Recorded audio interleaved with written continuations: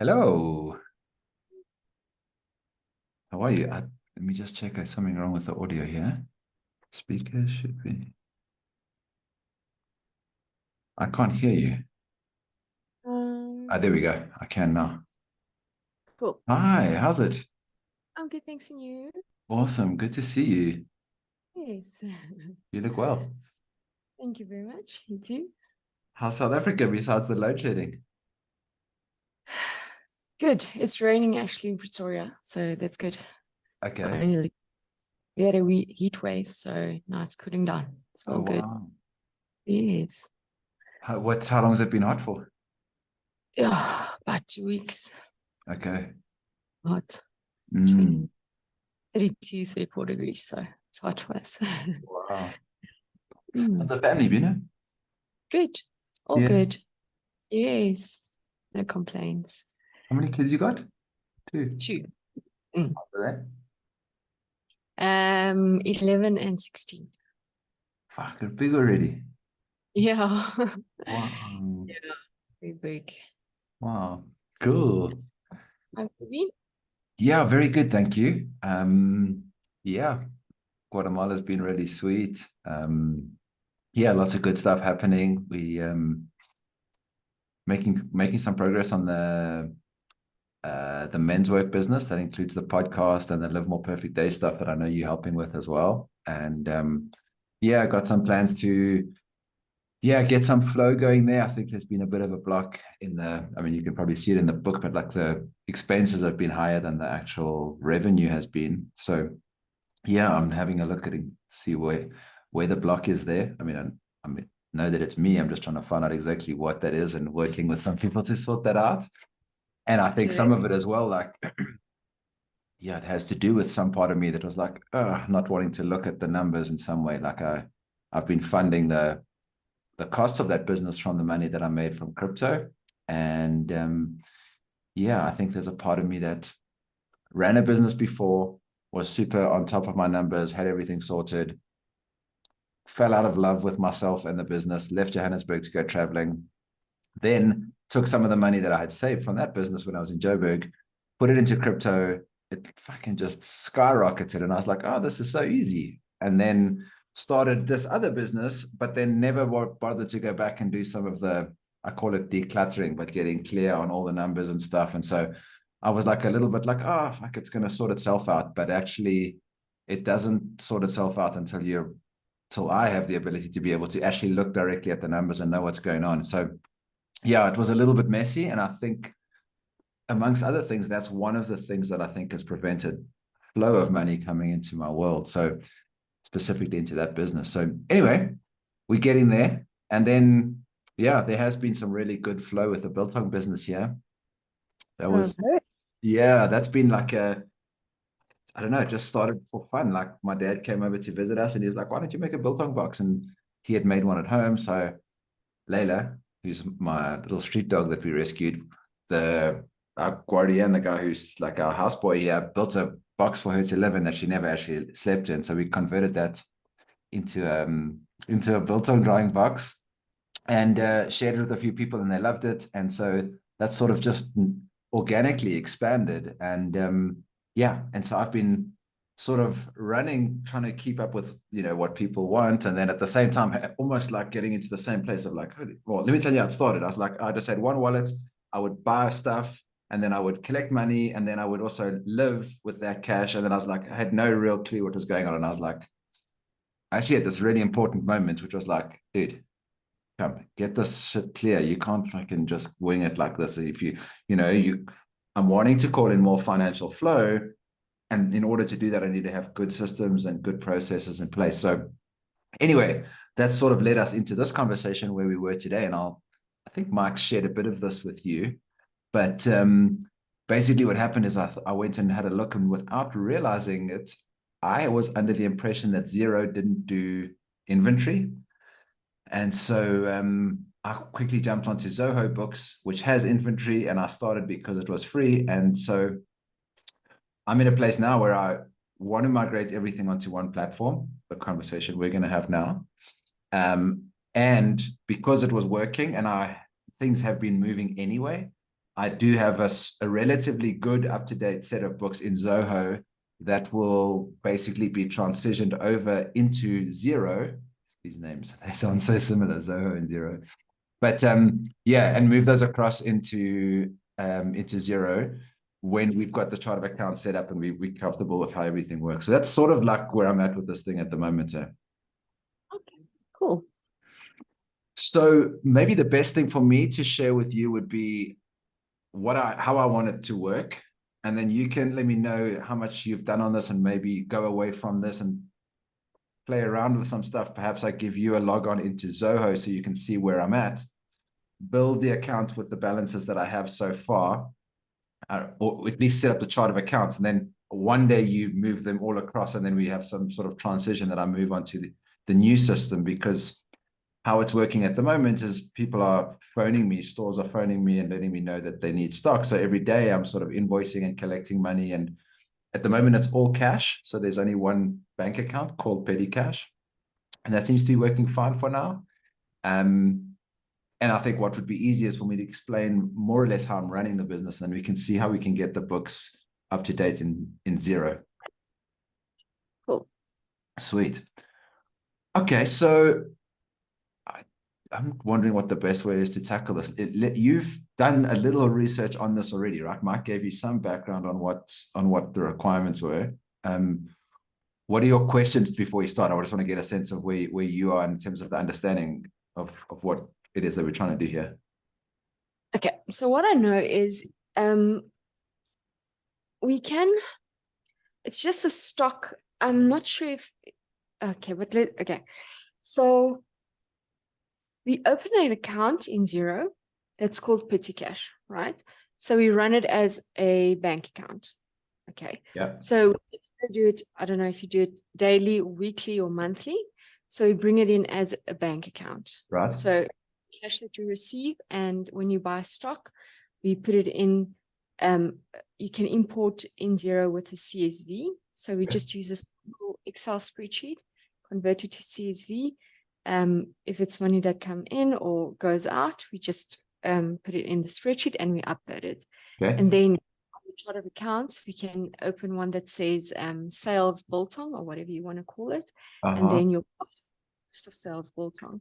So then in the bank account, we allocate it to the Biltong thing. And then when we P&L, you can see obviously what comes in and what goes out, and you can see the profit on that.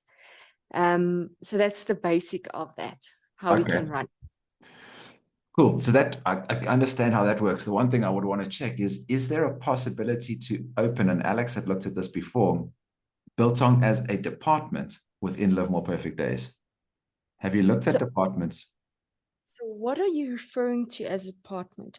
Do you want like what do you I haven't actually looked at it, but I think from what I understood from Alex, it was like she was wondering whether in the past we didn't perhaps have Live More Perfect Days as the company, and then we had like a separate company running as a department inside of that. And then so instead of, and I think a department can then have its own separate chart of accounts that doesn't require the P&L to be sitting sort of nested inside the existing one. It sort of sits a little bit more separately.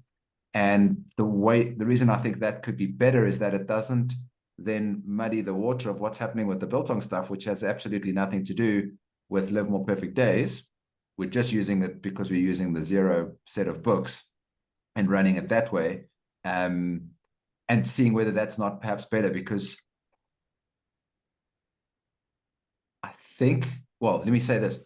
Live More Perfect Days has got a partner who's Matt, and Matt gets 20% of the profit of what comes in from Live More Perfect Days' business. The Biltong has nothing to do with him, so it doesn't actually, it would need to be separated out in order to work out the net profit of Live More Perfect Days so that I can pay him his 20% from there. So certain things need to be pulled out. The Biltong would be one of them. And I was thinking if the Biltong ran as a separate department, and I haven't looked at even what this looks like, what it even means to run a department. But when I was telling Alex that I had started with Zoho, she's like, why don't you just run it as a department inside Xero? And I was like, ah, oh, fuck, I didn't know you could do that. And she's like, no, you just set it up as a sort of like a profit center or its own P&L inside the parent company, Live More Perfect Days, and it stands alone. So I don't know if that's an option. That might be easier. I don't know. And then it still has petty cash like you're talking, or a bank account like you're talking about, but it exists just for that department. Okay, sorry, then I think I misunderstood Mike, because I thought you want to do it inside Live More Perfect Days, but just as a different chart of accounts. And so I'll need to do some research on that, because obviously you don't want to pay another subscription for the Biltong thing. I think that's the thing. You want to use Live More for the subscription, but just run something else inside it. Yes. Basically. So if that's an option, I think it might be easier. And I think it's still going to be under Live More Perfect Days, but we somehow access this different department, which has its own profit and loss instead of chart of accounts as a department within. I guess it works something like this. You have a manufacturing business, and then you've got one department manufacturing one thing and another department manufacturing a different thing. And we want to be able to separate these two. So this one has its own set of, I don't know, like shoes and t-shirts, for a simple example. The t-shirts runs as a department and the shoes runs as a department, so that you can easily break out and see, okay, this is how much profit and loss we're making as a department versus this different department. Okay. Yeah. I'll have to look into that. I'll just check with because my sister is an accountant and she works with Xero, so I'll just double check with her. All right, she cool. knows how. Yes. So let's do this anyway. Let me explain more or less how the business works and what the requirements are, so you've got a sense of what that is. Because one of three things will be the output. Either this works exactly the way we want to as a department under Live More Perfect Days. It doesn't cost anything different. We set up a chart of accounts that runs exactly how I need it to in order to run this business, and that would be first prize. Second prize, maybe depending on how complex it is the original suggestion that you had, which is like some costs and some revenue and cost of sales related to Biltong that allows me to still see how much profit and loss is happening in there and save the monthly subscription. That feels a little bit messy. It's like, yeah, I would, in part of me is like, if we're going to do that and we can't do the department side, there's a part of me that's like, fuck, let me just keep with Zoho, and just keep going with what I've got there. Like, you know, there's going to be a subscription, but the business will pay for it. And so, yeah, saving money is one part, but making sure that it's super easy for me to be able to use, and it's super easy to do a recon, and it's super easy to see in real time what the profit of the business is more important than saving $40 a month for me at the moment. Got it. Cool. So maybe take some notes. I'm recording this and I'll give you a copy of it. But basically, the way that this is working at the moment is I am buying meat roughly 30 pounds at a time. I don't know how many kilograms that is. It's like divided by 2.2. So it's like maybe 12 or 13 kilograms, more or less. And that's my main cost of sale. Is that per month? That's per week-ish at the moment, and it could be 60 pounds per week. Some weeks I've done 60, depending on what the demand is. So that comes in as a cost, and then part of the manufacturing process is salt, black pepper, coriander seeds, apple cider vinegar, like a few other small things. And I'm not so sure exactly how to capture those as cost of sales. And what I mean by that is, it's like I can get a sense of how much I use to make 30 pounds. And so we either do it that way, or what I've done in the past, well, what I have actually got is like I spent 300. The currency that I'm using here is called quetzales. So everything I'm speaking about now will be in the local Guatemalan currency. So I spent 300 quetzales on like more of a big bag of salt. But now that's actually cost of sales, and it's actually going to last for, I don't know, probably half a year, maybe longer. I don't know how long I'm going to use it for. So there's like that sort of weird profitability thing where some of the things I'm buying in bulk, and they're going to be, I don't know, I guess like an asset on the balance sheet of salt and coriander and stuff like that. and I will use it as I go. So I don't know what the best way is of doing that. I guess because those raw materials are kind of cheap, it probably doesn't matter so much. Like if I spend 300 quetzales this month on a big expense, the net profit this month will be lower because cost of sales is higher because I happen to buy a lot of stuff. But the next few months, it balances out because I don't have any cost of salt because it accrued in this month. Yes, understand. Yeah. Okay. So I think for now, I'm just answering this question as I'm speaking it out loud. Let's, for simplicity's sake, whenever I buy something, it goes straight into cost of sales. And it may mean that if in 1 month or 1 week, I've bought meat, which is genuine cost of sales for that week, and a huge bag of salt or something, the gross profit for that month will be lower, but I know that it's because we had an exception of cost of sales in that month. Okay, so that's more or less how it runs. What happens from there is, for now, I only have one product. That's not true. I have one main product, which is an 80-gram bag of Biltong. And what happens is, and I need to look at this in grams. Maybe let me share this with you so I can show you.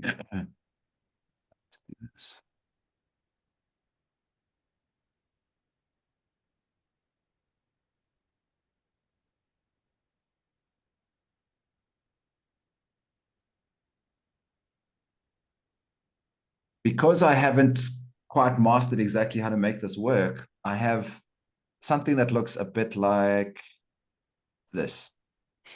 On the 21st of January, I spent this amount on meat, which is this many grams of wet product. So 30 pounds is exactly 13.6 kgs. At the moment, what I'm doing is putting a cost of sale item in here. So this is contrary to what I just told you. Because I don't have this thing properly set up. But basically, what I'm doing here is I have a real cost for bag and a sticker. That's basically my packaging. Then I'm saying spices, vinegar, labor to prep, and labor to cut and bag. This is basically how much it's costing me in this week to produce this amount of product. So because I don't have this working exactly in Zoho, I have this as a cost of sale calculation. And then depending on how long the biltong dries for and when I harvest it, I get a certain number of bags. So for example, in this week, I got 67 because I let it dry too much. In this week, I got 75. So there's obviously more profit when I let me say this a different way. I think you know this, but biltong dries quite a bit. So when we started with 13 kilograms, we only ended up with 6 kilograms of product to sell. So it's roughly 40% of it, 60% of it you almost lose. As it gets drier, it gets lighter. Yes. And we sell by weight. So let me just see this.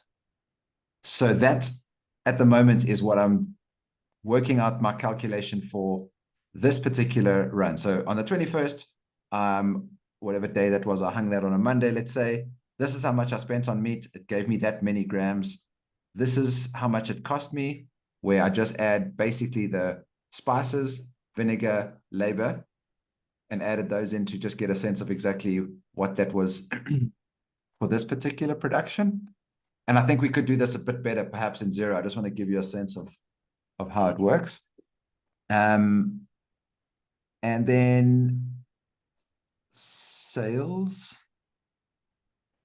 Okay, so then I've got 75 bags available for sale, and we can come back to that. But I just wanted to give you a sense of how that stacks up. So I think what I need to be able to do is have the cost of the 30 pounds of meat be captured. So when I actually pay for that with the petty cash, I capture that in as and put it in as cost of sales. Then I hang it, and a few days later, Emma, the lady who's working with me, has rolled it in the vinegar, put all the spices on, etc., etc. And perhaps, yeah, even the vinegar, I'm capturing it there week by week so that I can see how much profit I'm making. But I think what we've said now is there will be an invoice for vinegar, which is going to be like, I don't know, the equivalent of, let's say, $30. And I buy a whole lot in 1 month. And that's then then the following months, I'm not going to have any vinegar costs in cost of sales. And we will just have a stock item that gets checked in week by week. So in that first week, we put 67 bags in. The following week, we check in 75 bags that are available for sale. And then that's going to be the inventory item that's available for sale. Does that make sense? Yes, it does. Yes. Yeah. Okay, so it's only the spices and the meat and okay, depending on the spices, some months or weeks will be more than others, depending on if. Yes. Yes. And do you pay the lady that helps you? Is Yeah. that also? That's cost of sales. Yeah. And I can capture that as I go. I think it would be great to be able to have it going in as I go, like some sort of timesheet. I don't know if that exists, like to be able to say, right, you work 2 hours today. At the moment, that happens in a notebook for me. And then it's like once she's worked, let's say, for example, a month, I'm like, all right, there was 10 hours in total, her hourly rate, and then I pay her in cash, and then I put it in as one line item, and it goes, I guess we must decide where it goes, but I guess it's probably cost of sale as well. It could be, yeah, it would be cost of sale.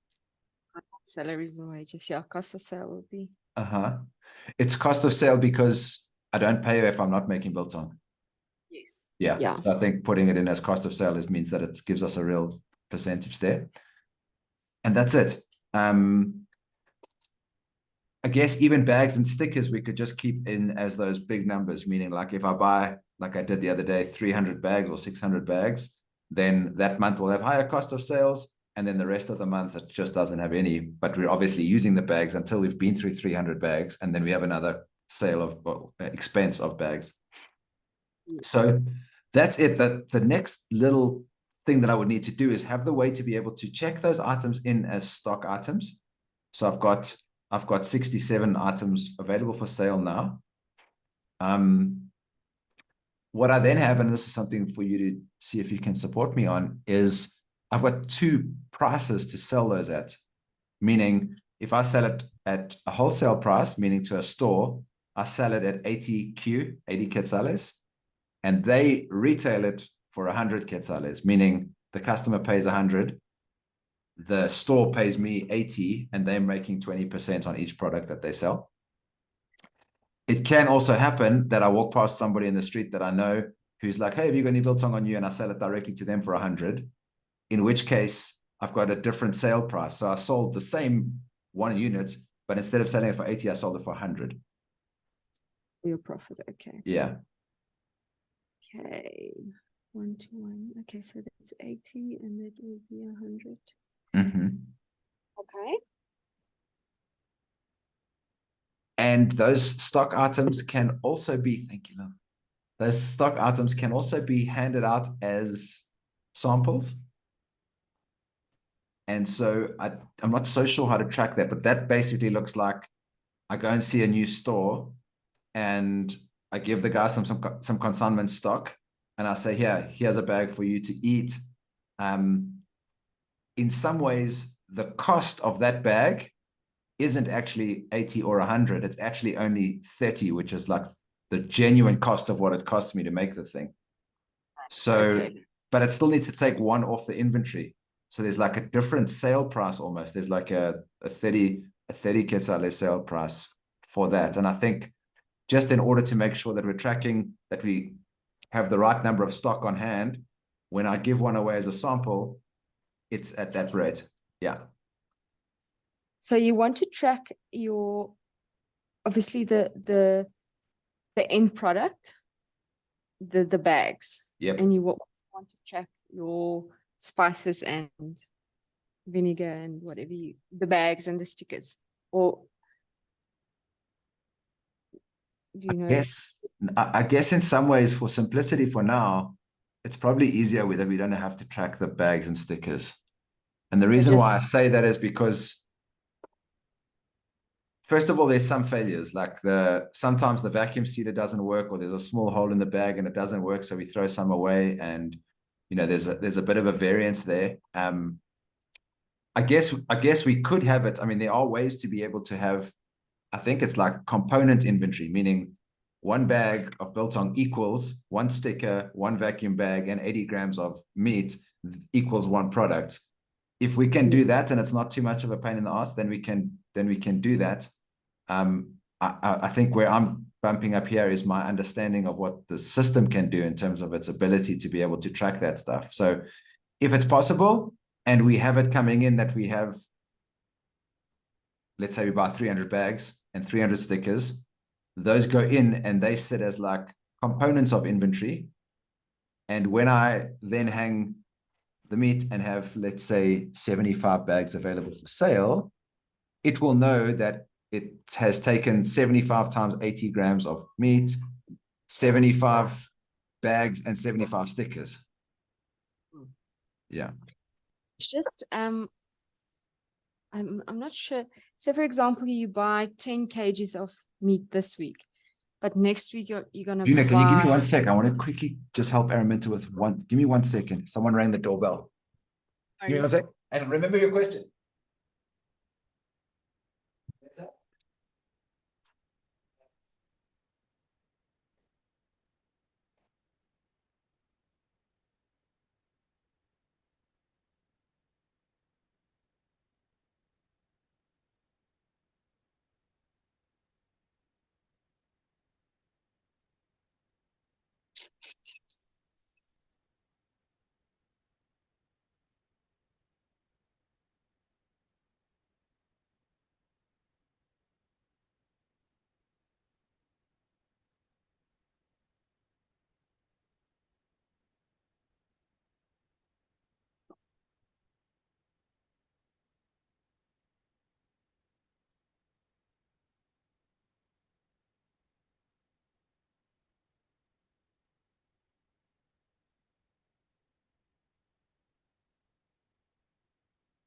Yeah, back.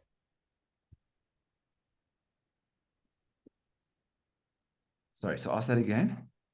I was just thinking, I don't want to complicate things. So if you don't need to complicate it, but do you know exactly how much spice and vinegar and whatever you use per, you said 80 gram, 80 gram, No. complicate things. So what I have done is on that spreadsheet, let me just share my screen one more time. What I have done here is I've said like spices to prepare 30 pounds, this whole 13 kilograms. I've said I'm using roughly 15 quetzales of spices and roughly 15 of vinegar, but that's just like, I know how much a bottle costs and she uses like a quarter of a bottle and I'm like, that's what I'm going to add. So and this is kind of rough. So I don't know if it makes sense to keep it like that or whether it's better just to have, like we said, like a spike when you bought 40 bottles of vinegar and then no cost of sales for that over the next 5 or 10 production runs, depending. I think so. Otherwise, you're going to complicate things, and then the stock is never going to match. So maybe Yes. it's just for now. When we start, maybe just do the final product as an inventory. So then so if there's 10 left or whatever, then obviously when you do the invoice, you just take 10 out when someone buys the pen. Yes. Cool. Yeah. I don't think we need to complicate things. It's not necessary. Yeah, let's keep it like that. I think that'll be easier for now. The other thing is, you know how we said we've got 3 sale prices, 80Q, 100Q, and let's say 30Q when I give away a sample. There's actually a 4th one, which is the same as a sample, but I'd like to track it differently. And that is where, because I'm selling it in my community, I'm also bartering it for some stuff. Like today I went for a massage and I paid with Biltong. And so I'd like to be able to use that as an account as well, which is somehow linked to, I guess, drawings or something. But it only cost me 30Q in terms of how much we're tracking it. The same as it costs the same as a sample, but it's got a different code so that we can track my own drawings. Yeah, otherwise you're not gonna, your stuff is never gonna be Yes. perfect. Yeah. Okay, so that basically adds up to 30 as well, but it's different. It's not Yeah, the sample sort of sits in an account like under marketing or something. Yeah. I'm going to share my screen right now and give you access to Zoho. Yeah, I've actually never heard of Zoho. So I had it a few years ago when I still lived and worked in South Africa. And I don't know, it just came up in my awareness when I was looking for it. Uh,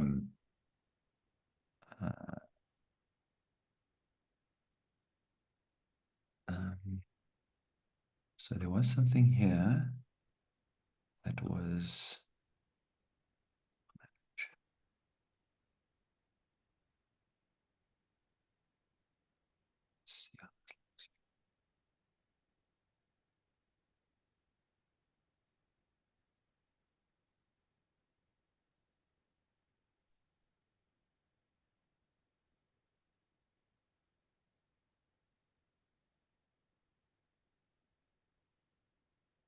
Here's Mike. Buena, right? No, NA. that one. And what's your email address? Which one should Phoenix? Yeah, Phoenix, please. like that? No, ENIX. ENIX. Phoenix. Virtual Solutions solutions. @gmail.com. I think I have that saved. Okay, I'm going to make you an administrator. Maybe you need your last name as well. It's Van Vuren, right? Yes, please. Does that email address look right? Yeah, perfect. Okay, so I can't remember why I was going to bring you in here to show you this. I guess for now it's kind of simple. And what I'm not doing at the moment is there is a way to be able to link something called Zoho inventory, where you can actually put inventory in and out and track it. At the moment, what I'm doing is, and I think you can see it here under items, I actually have like minus 63 because I've been selling. I'm not actually continually putting stuff in. For the reasons that I explained to you now, like I'm not 100% sure exactly how to do it. So here I can show you the 3 products I have for sale, and they're not actually linked to the same item here. And this is where it's a bit of a clusterfuck, because this is actually the same product at a different price for an 80-gram bag of Biltong. This is selling it at 100, meaning I sell it to someone on the street who just sees me and they pay the full price.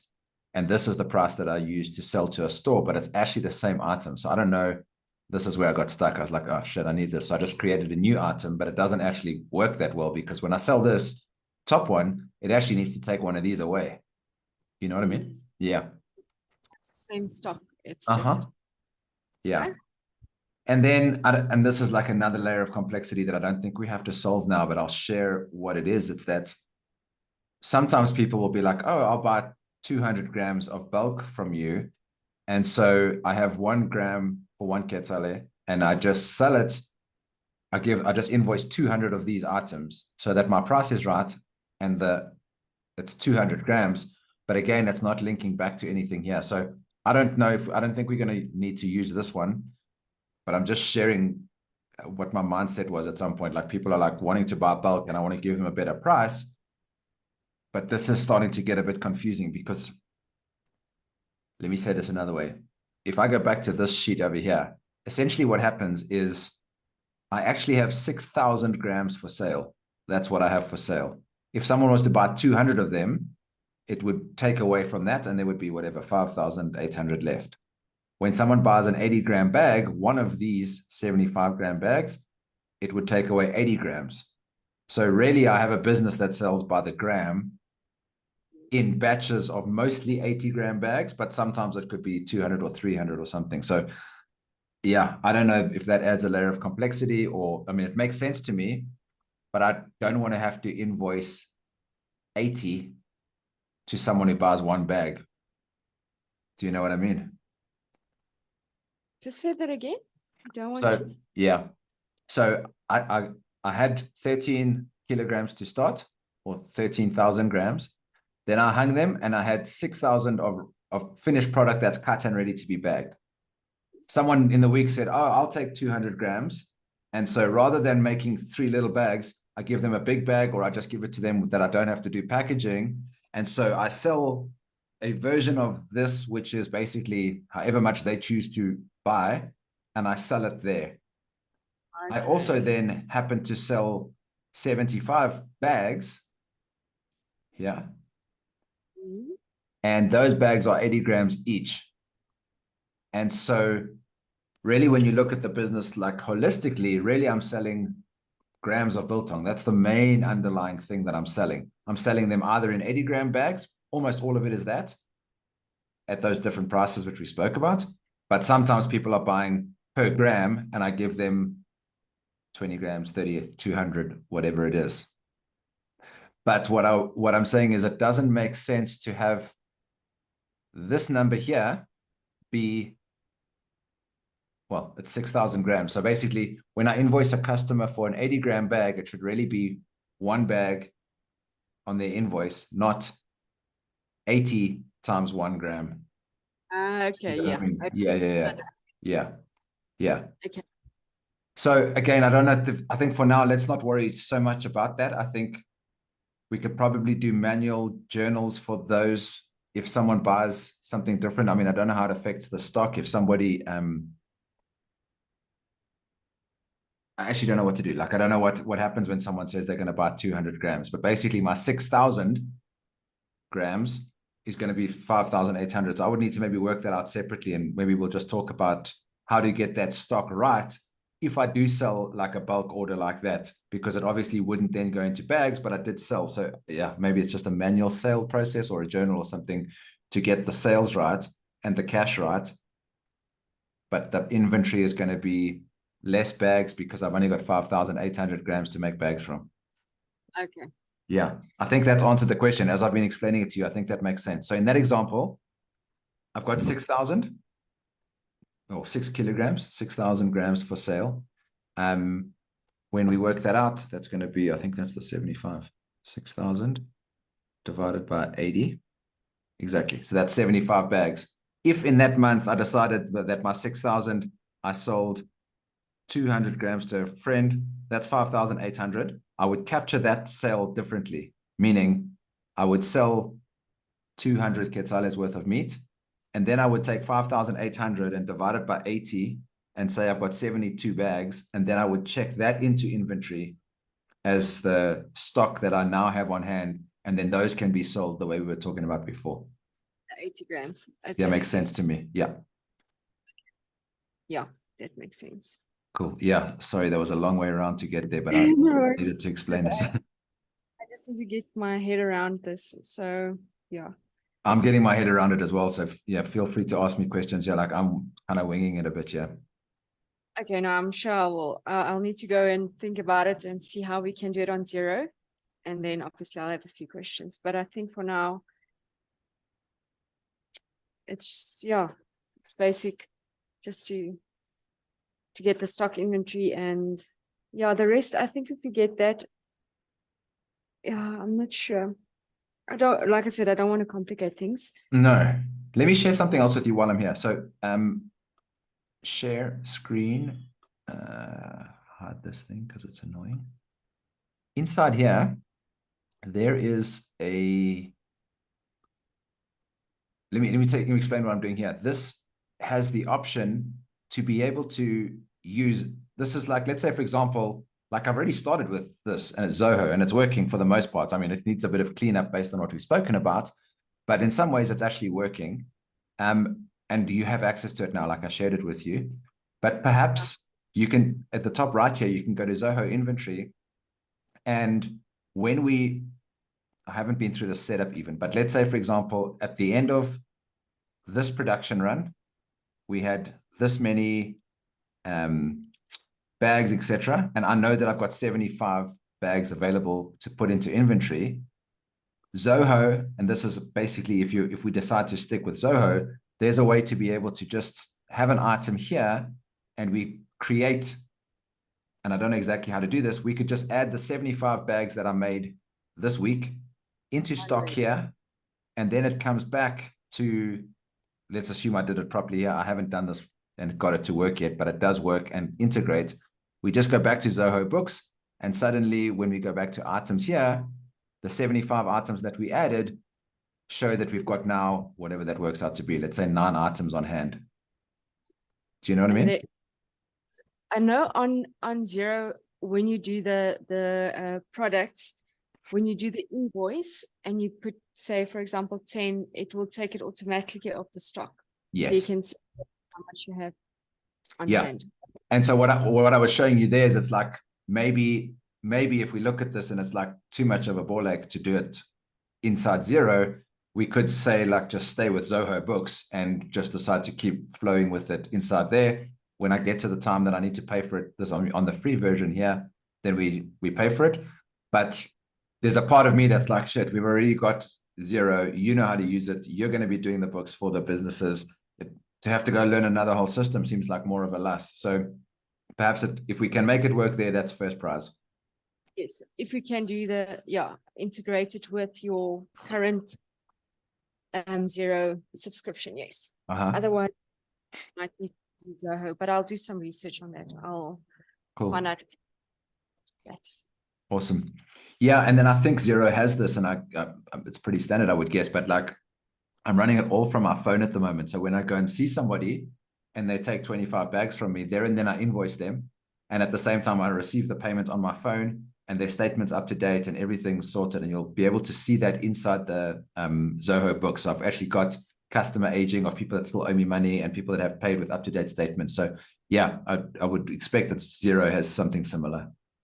Yeah, it also has the mobile app, and then you can also you can see what your bank balance is. You can do a voice on the go and mail it to them. Cool. Yeah, sweet. Yeah. Okay, perfect. Yay.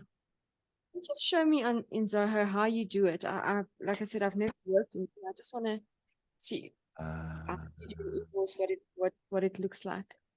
So let's say, for example, now I would go to a customer, and let's say, for example, I saw these guys on the street and I wanted to add an invoice. I would say invoice them.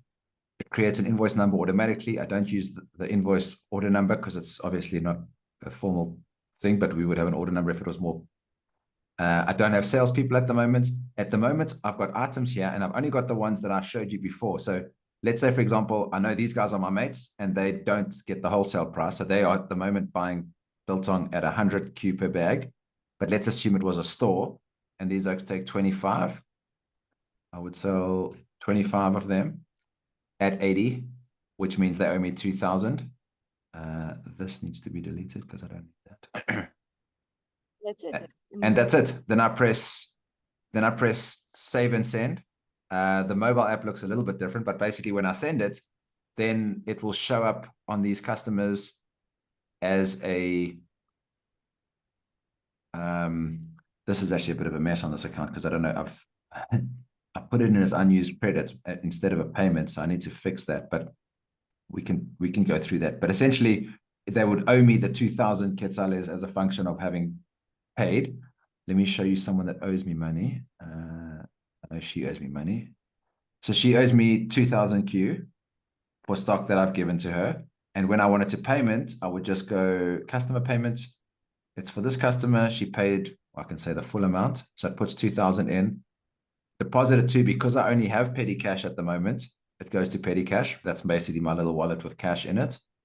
And then it would mean that there's nothing left. I don't know what that little mark is, but when I press save here, her account would show 0. It's very simple. It's so simple. Yeah. And then reports, this is pretty simple, but customer aging here, where's this? Customer balances. This is the total amount outstanding, 5,600 Q. And yeah, that's it. I can see exactly who owes what. 0, 0 here. I don't know what. These are showing 0 because I haven't, it's got these available credits that actually match the invoice values. So they should actually just disappear. I don't know how to do that, but they don't owe me anything. Cash sales is where I've been just tracking selling on the street. Like I don't create a new customer. If I saw you on the street and you bought 2 bags from me, I would just put it straight into cash sales. It exists as a customer, but it's always going to be zero because I get paid immediately. Does that make sense? Yes. Yeah. And then these are actual customers that have taken stock. My business works as on consignment. So basically, like this person, Localito, he took one invoice here. I'm sure we could see it somewhere. This is his invoice. So I invoiced him for 7 bags at 80 quetzales. So he owes me 560 Q, and he only pays me when he sold them. So now that's why it looks like an outstanding on his account, but that's essentially how it works. And when he pays me, I would just choose him, add a payment. If he pays me the full amount, obviously that would be 560 and it goes to 0, or a part payment and he still owes me the difference. It's really simple. It's super simple. Yeah. So I think if the other one is super complicated, then maybe it might just be easier to keep it in here and we just find out how to get the inventory right. Yeah. And if it makes sense for us to move across, there's not a lot of transactions in there. There's only those few customers. I think there's 10 customers. They just need to be bought in with a carrying balance. Like you said, I'm sure we can export their existing stuff via CSV and actually pull it into 0 and keep their statements up to date.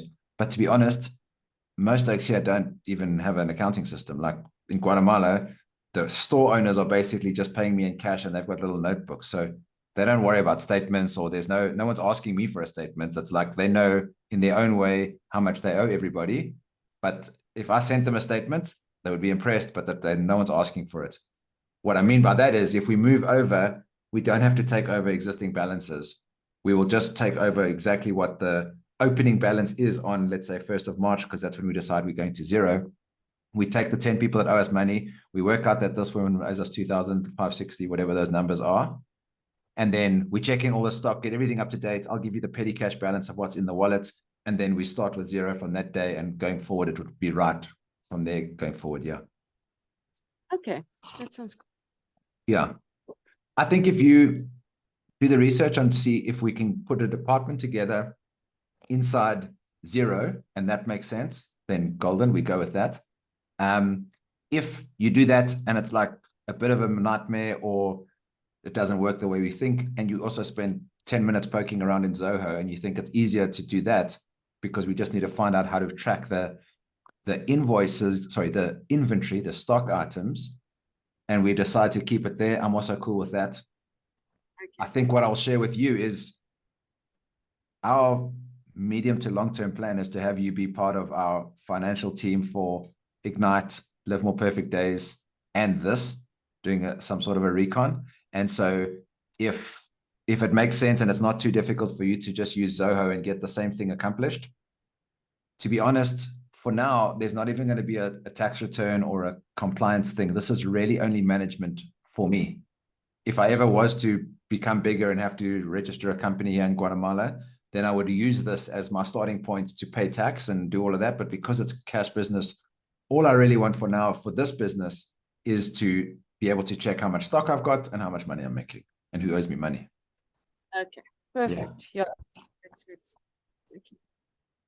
Yeah, I'll do some research on the department. The stock we can do in 0. I know that. It's something. Okay. Just not sure about the department because, yeah, like I said, I thought cost of chart of accounts would split it, but if you don't want to really see it with your Live More Perfect Days, then it's gonna get muddy. This will be good. Yeah, exactly. And that's why even like the department might be even a bit muddy as well. It's like, you know, there's a part of me that feels like if it's a bit muddy and we save $40 a month, I'm like, fuck, let's just keep the Live More Perfect Days stuff there and run. I don't know what happened to my camera now. Maybe it's turned off.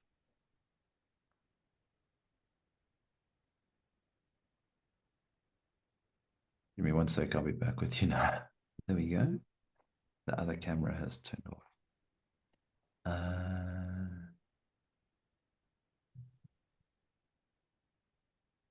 Yeah, if it's going to be muddy and we're just trying to save money. Sorry, I don't know if you can you see my video? No.